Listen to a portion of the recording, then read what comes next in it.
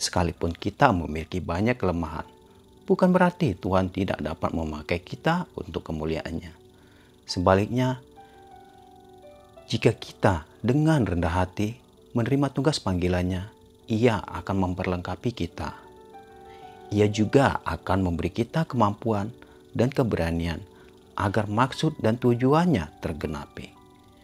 Oleh sebab itu, jangan menyerah pada kelemahan yang ada pada kita. Sebaliknya, mari kita tetap melakukan yang terbaik untuk Tuhan dan sesama. Dengan demikian, kita dan orang lain pun akan melihat dan merasakan karyanya bekerja secara nyata. Mari kita belajar bersyukur untuk setiap kelebihan dan kelemahan yang ada pada kita. Semuanya ada untuk kemuliaan Tuhan. Kita tidak boleh berhenti untuk menjadi lebih baik.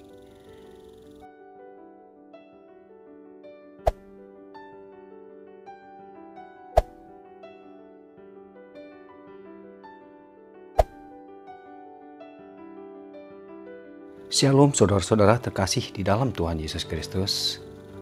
Berjumpa lagi bersama saya Roni. Saya ingin membahas firman Tuhan di dalam Hakim-Hakim 3 ayat 12 sampai 31. Sebelum saya ingin membahas firman Tuhan ini, saya mengajak saudara-saudara seperti biasa untuk bersatu di dalam doa.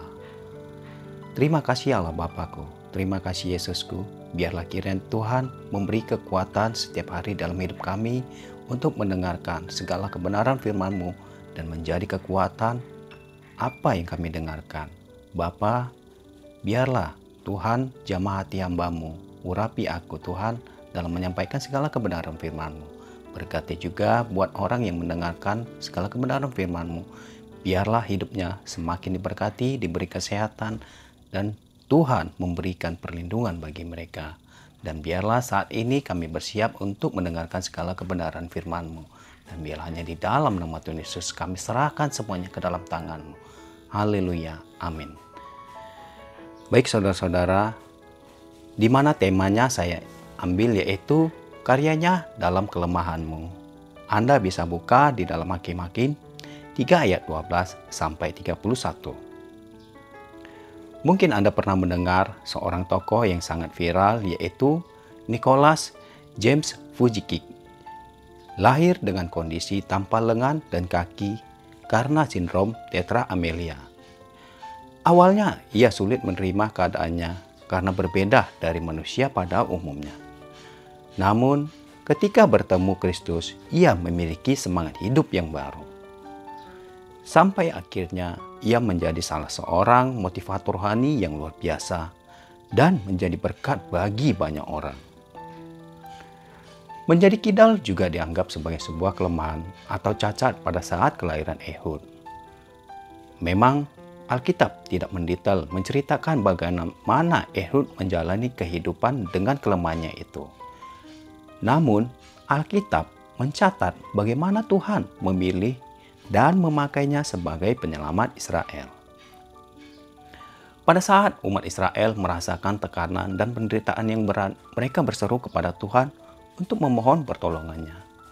Lalu Tuhan menjawab mereka melalui Ehud, sang pengantar upeti Israel kepada Moab.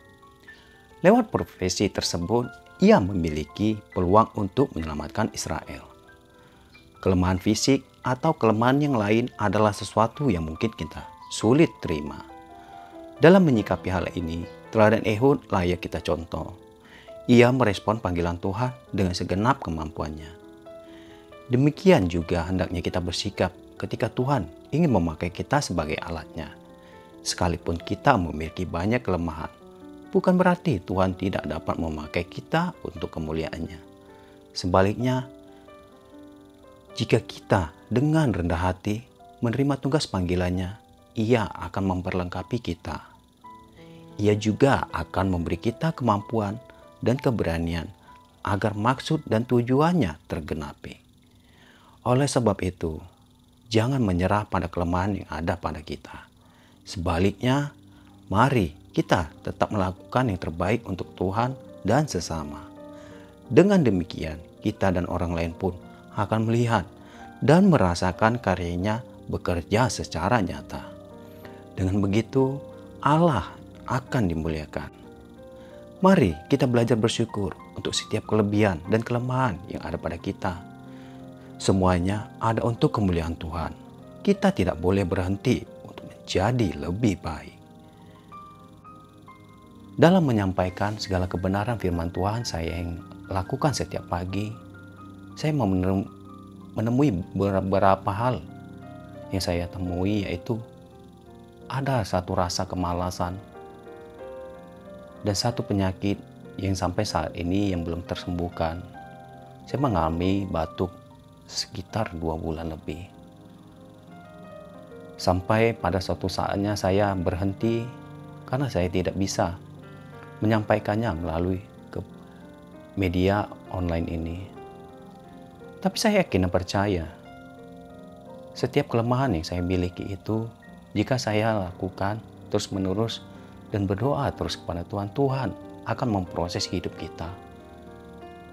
Mungkin saat ini saudara-saudara mengalami banyak pergumulan, di mana hari yang semakin hari dunia ini semakin jahat.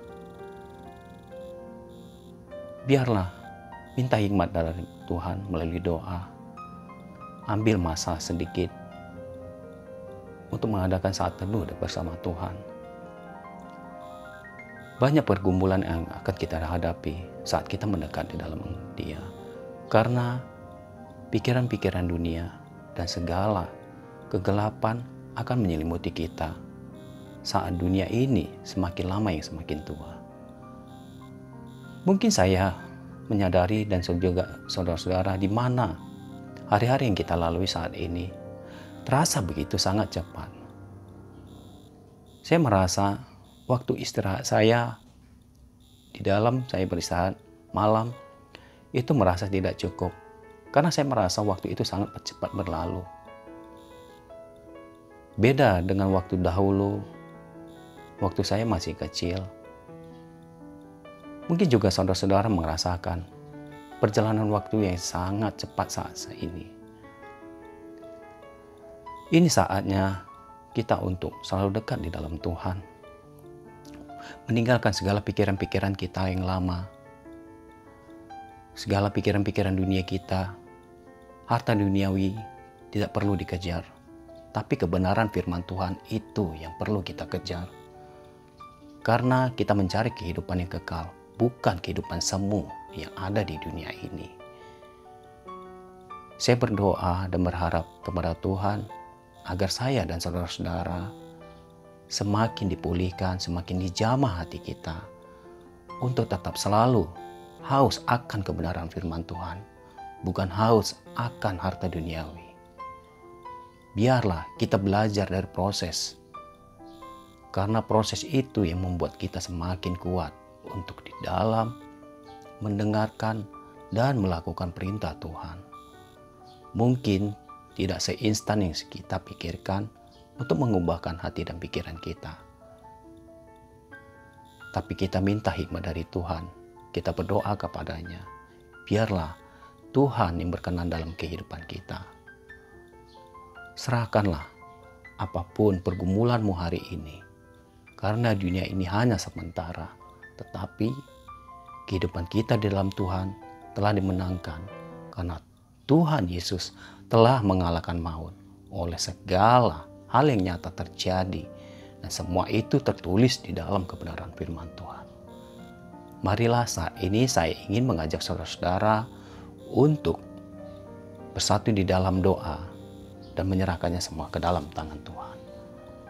Terima kasih Allah Bapa, apa yang kami dengarkan tentang segala kebenaran firman-Mu Tuhan, biarlah kami semakin bertumbuh, semakin kuat, dan Tuhan yang memberikan hikmat dalam hidup kami. Bapa, perkenanan-Mu yang kami inginkan dalam hidup kami, jamahan-Mu, biarlah Tuhan hati dan pikiran kami dipenuhi dengan kuasa Roh Kudus-Mu, bukan dengan hal-hal dunia. Biarlah saat ini Tuhan, apapun perintah-Mu dan apapun larangan-Mu, Tuhan ingatkan kami itu, supaya kami menjaga sikap dan perilaku kami untuk jauh dari segala perbuatan-perbuatan dosa. Berkati juga Bapa, buat segala orang yang selalu mendengarkan kebenaran firman-Mu.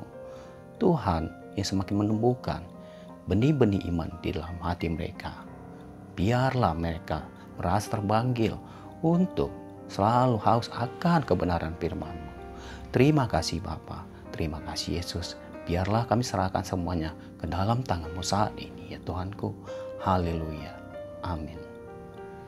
Baik saudara-saudara, saya akan membacakan isi dari kebenaran firman Tuhan di dalam Hakim-Hakim ayat yang 12 sampai yang ke-30. Demikianlah firman Tuhan. Tetapi orang Israel melakukan pula apa yang jahat di mata Tuhan. Lalu Eglon Raja Moab diberi Tuhan kuasa atas orang Israel, oleh sebab mereka telah melakukan apa yang jahat di mata Tuhan. Raja ini mengajak Bani Amon dan Bani Amalek menjadi sekutunya. Lalu majulah ia dan memukul orang Israel kalah. Kota pohon korma diduduki mereka. 18 tahun lamanya orang Israel menjadi takluk kepada Eglon Raja Moab. Lalu orang Israel berseru kepada Tuhan. Maka Tuhan membangkitkan bagi mereka seorang penyelamat, yaitu Ehud, anak Gera, orang Benyamin.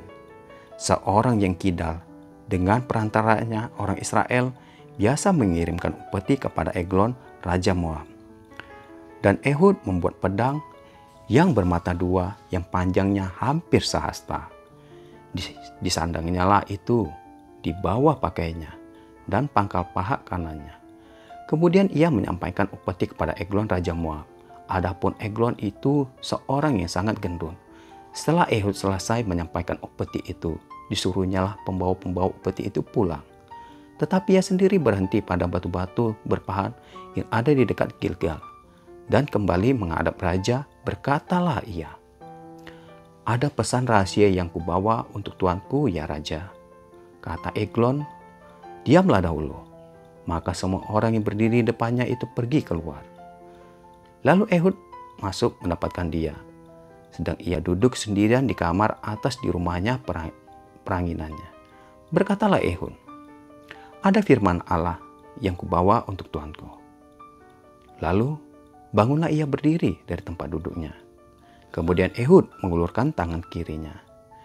Dihunusnyalah pedang itu dari pangkal pahanya dan ditikamkannya ke perut raja, sehingga hulunya beserta mata pedang itu masuk. Lemak menutupi mata pedang itu, sebab pedang itu tidak dicabutnya dari perut raja. Lalu keluarlah ia melalui pintu belakang. Demikianlah Ehud sampai ke serambi pintu atas kamar itu, ditutup dan dikuncinya lah. Setelah ia keluar, baru saja ia keluar, datanglah hamba-hamba raja melihat, tetapi pintu kamar atas itu terkunci. Lalu berkatalah mereka, "Tentulah ia membuang air di kamar rumah peranginan itu." Lalu mereka menunggu-nunggu sampai menjadi bingung. Tetapi raja tidak membuka pintu kamar atas itu.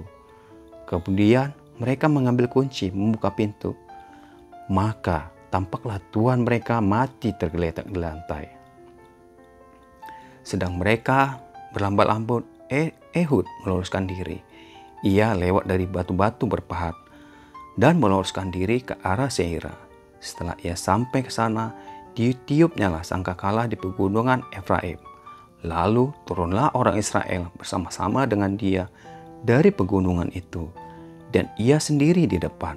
Berkatalah ia kepada mereka, "Ikutlah aku, sebab Tuhan telah menyerahkan musuhmu, orang-orang Moab itu, ke dalam tanganmu." Maka turunlah mereka mengikuti dia.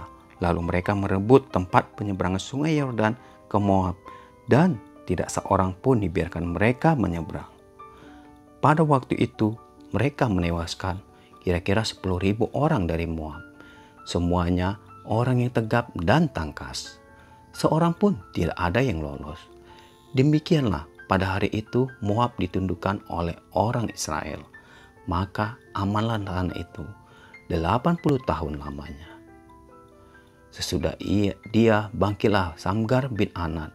Ia menewaskan orang Filistin dengan tongkat penghalau lembu, 600 orang banyaknya. Demikianlah ia juga menyelamatkan orang Israel.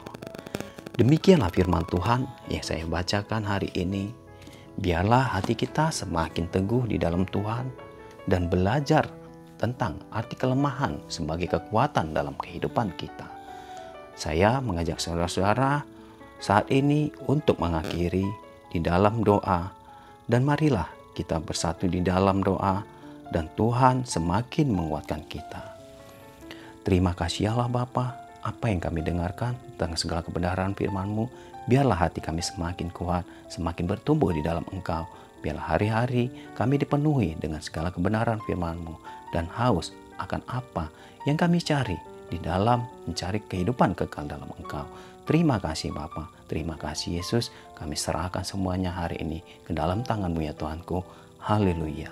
Amin.